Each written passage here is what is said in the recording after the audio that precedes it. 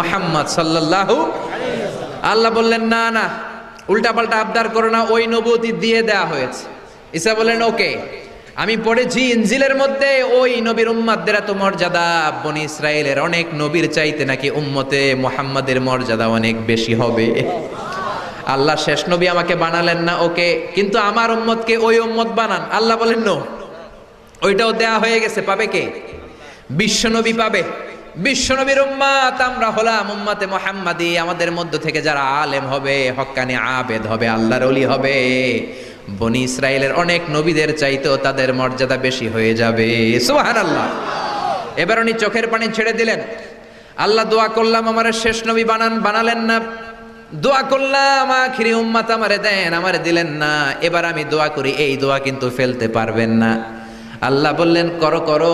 সাইয়েদনা ঈসা বললেন আল্লাহ তাহলে আপনি আমাকে এই পৃথিবীর মধ্যে ওই নবীর উম্মত করে আরেকবার দুনিয়াতে পাঠানো লাগবে।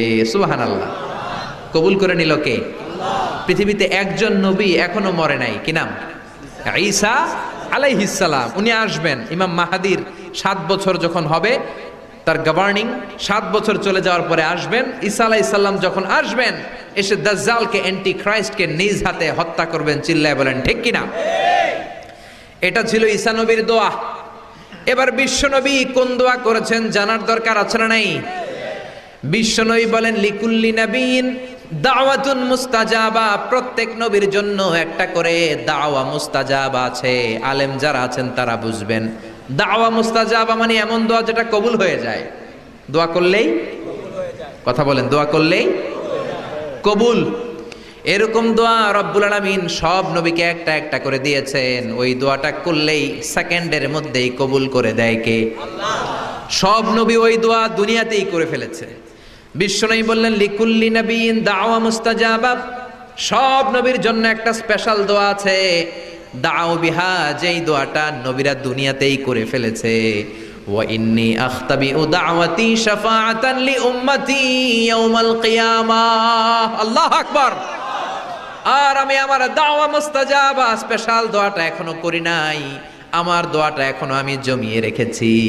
কিয়ামতের কঠিন ময়দানে আমার উম্মত যখন বিপদে পড়ে যাবে, আমার উম্মতের জান্নাতে যাওয়ার ব্যাপারে ঝামেলা লেগে যাবে, আল্লাহর অনুমতি ক্রমে শাফাত করে করে আমি আমার উম্মতদেরকে জান্নাতে ঢুকিয়ে দেব।